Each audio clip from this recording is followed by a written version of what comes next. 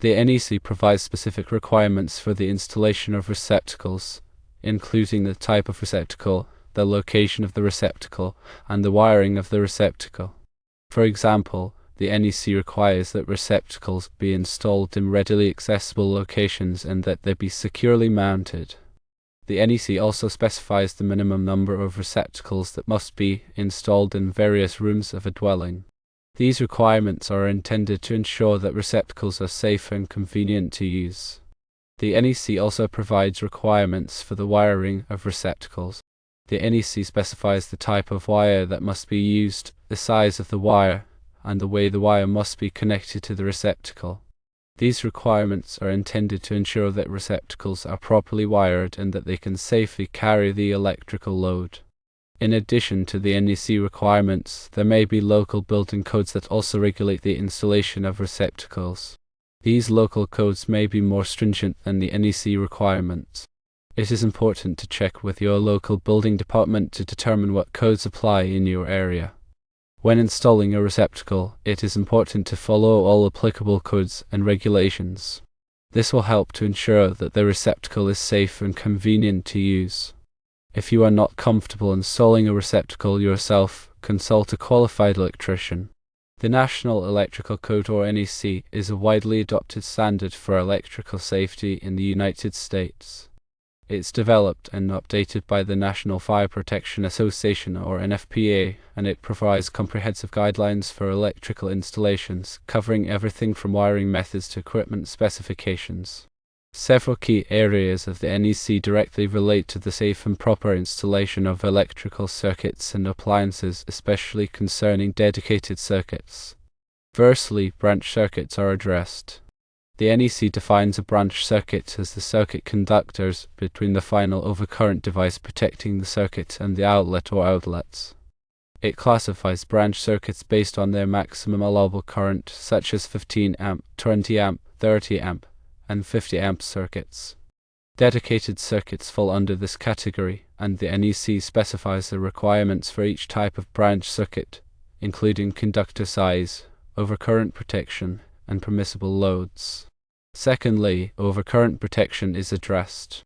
The NEC requires that all branch circuits be protected by an overcurrent device such as a circuit breaker or fuse. The purpose of overcurrent protection is to prevent the circuit from overheating and potentially causing a fire due to excessive current flow. The NEC specifies the maximum allowable overcurrent protection for each type of branch circuit based on the ampacity of the conductors. Thirdly, grounding and bonding are addressed. Grounding and bonding are essential for electrical safety. The NEC requires that all electrical systems be properly grounded to provide a path for fault current to flow back to the source, which helps to trip the overcurrent device and clear the fault. Bonding is the process of connecting all metal parts of the electrical system together to create a low impedance path for fault current. The NEC specifies the requirements for grounding and bonding to ensure that electrical systems are safe and reliable. Fourthly, appliance installation is addressed.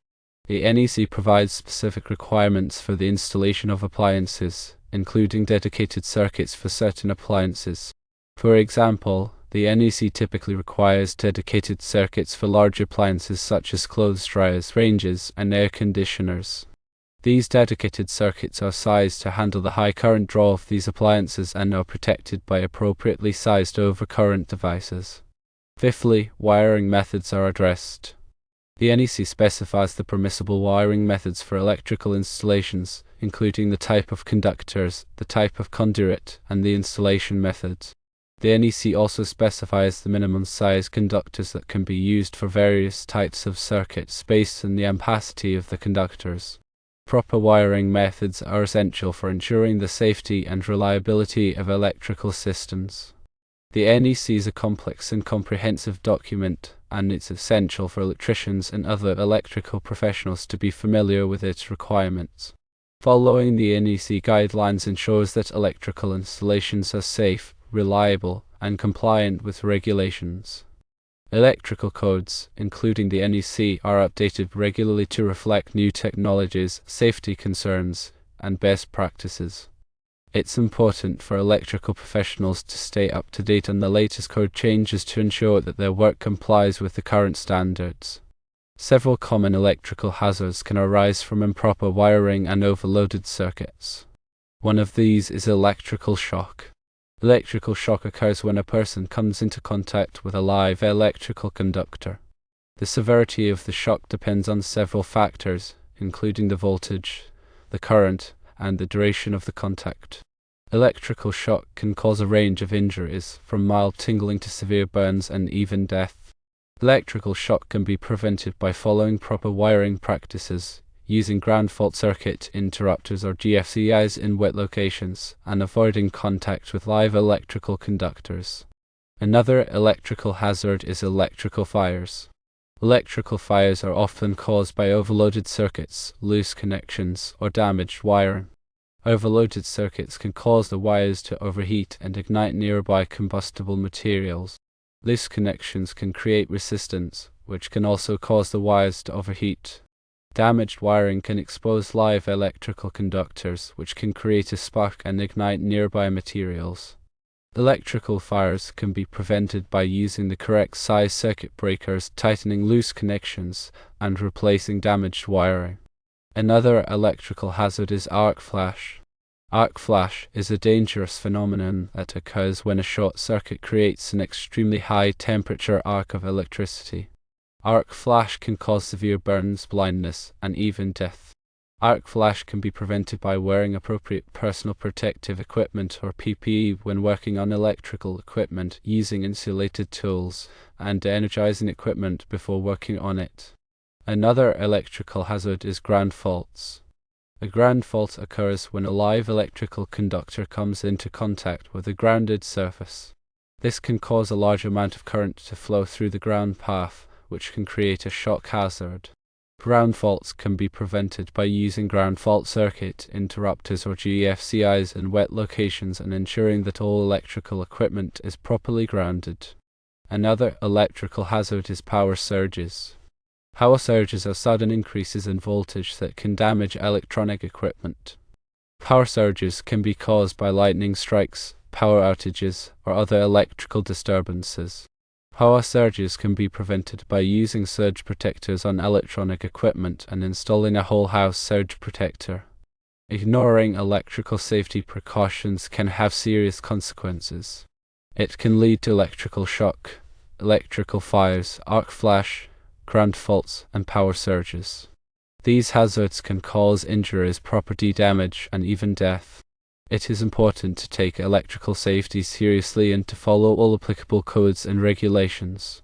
If you are not comfortable working on electrical equipment, consult a qualified electrician. Electrical safety is everyone's responsibility. By following proper safety precautions, we can all help to prevent electrical accidents. When dealing with electrical wiring and circuits, it's crucial to understand the importance of using the correct wire gauge and amperage ratings. Wire gauge refers to the physical size of the wire, typically measured in American wire gauge or AWG. The AWG number indicates the diameter of the wire, with smaller numbers indicating larger diameters. The larger the diameter of the wire, the more current it can safely carry. Amperage rating, also known as ampacity, is the maximum amount of electrical current, measured in amperes or amps, that a wire can continuously carry without overheating and potentially causing a fire. The ampacity of a wire depends on its gauge, material, insulation type, and installation conditions. Using the correct wire gauge and amperage rating is essential for several reasons. Firstly, safety.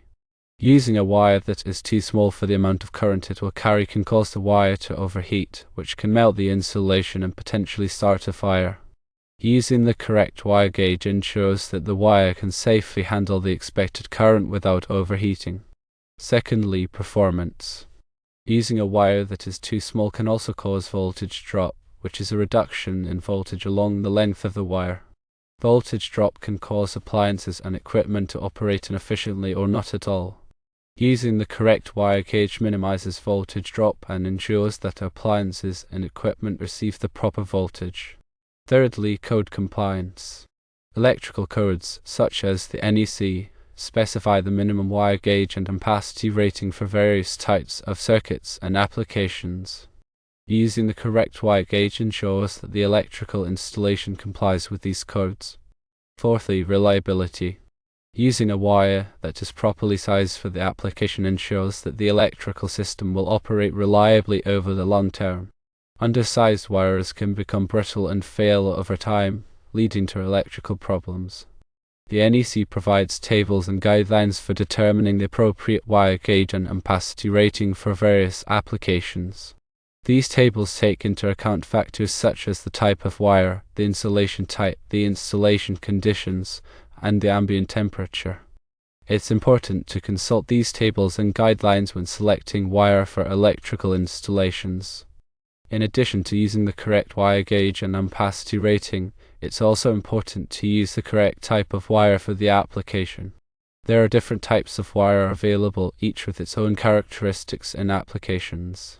For example, non-metallic or NM cable is commonly used for residential wiring, while armored cable or AC is used in commercial and industrial applications. It's also important to use the correct type of wire connectors and fittings. Incorrect connectors and fittings can create loose connections, which can cause overheating and electrical problems. When working with electrical wiring, it's always best to consult a qualified electrician. An electrician can help you select the correct wire gauge, amperage rating, and type of wire for the application. They can also ensure that the electrical installation complies with all applicable codes and regulations. Understanding the importance of wire gauge and amperage ratings is essential for electrical safety and performance. Using the correct wire gauge ensures that the electrical system can safely handle the expected current, minimizes voltage drop, complies with electrical codes, and operates reliably over the long term. Remember that electrical work can be dangerous, and it's always best to consult a qualified electrician if you're not comfortable working with electrical wiring. Different types of electrical circuits exist, each designed for specific purposes and load requirements. Understanding the different types of circuits is essential for ensuring electrical safety and proper functioning of electrical systems. Firstly, branch circuits are discussed. A branch circuit is the portion of an electrical system that extends from the final overcurrent device protecting the circuit to the outlets or appliances it supplies. Branch circuits are classified based on their maximum allowable current, such as 15 amp, 20 amp, 30 amp, and 50 amp circuits. Branch circuits can be further divided into general-purpose circuits, which supply power to general lighting and receptacles, and dedicated circuits, which supply power to specific appliances. Secondly, general-purpose circuits are mentioned. General-purpose circuits are typically 15 amp or 20 amp circuits that supply power to general lighting and receptacles in a home or building. These circuits are used for a variety of purposes, such as lighting, small appliances, and electronic devices. General-purpose circuits are designed to handle a variety of loads, but they are not intended for use with large appliances that require dedicated circuits. Thirdly, dedicated circuits are covered. Dedicated circuits are circuits that are specifically designed to supply power to a single appliance or piece of equipment.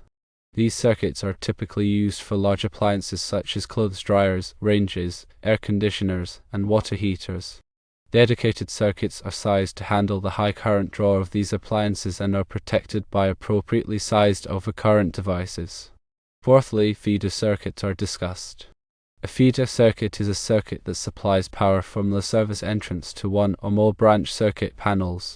Feeder circuits are typically larger than branch circuits and are designed to carry a larger amount of current. Feeder circuits are used in larger buildings to distribute power to multiple branch circuit panels. Fifthly, service entrance is discussed. The service entrance is the point where electrical power enters a building from the utility company. The service entrance includes the service conductors, the meter, and the main disconnect. The service entrance is designed to provide a safe and reliable connection to the electrical grid. Different types of circuits are designed for specific purposes and load requirements. General-purpose circuits are used for general lighting and receptacles, while dedicated circuits are used for large appliances. Feeder circuits are used to distribute power to multiple branch circuit panels, and the service entrance provides a connection to the electrical grid. Understanding the different types of circuits is essential for ensuring electrical safety and proper functioning of electrical systems. Each type of circuit has its own requirements for wire size, overcurrent protection, and grounding. It's important to follow these requirements to ensure that the electrical system is safe and reliable. Electrical codes, such as the NEC, provide detailed guidelines for the design and installation of electrical circuits. These codes are intended to ensure that electrical systems are safe and compliant with regulations. When working with electrical circuits, it's always best to consult a qualified electrician. An electrician can help you select the correct type of circuit for the application and can ensure that the electrical installation complies with all applicable codes and regulations.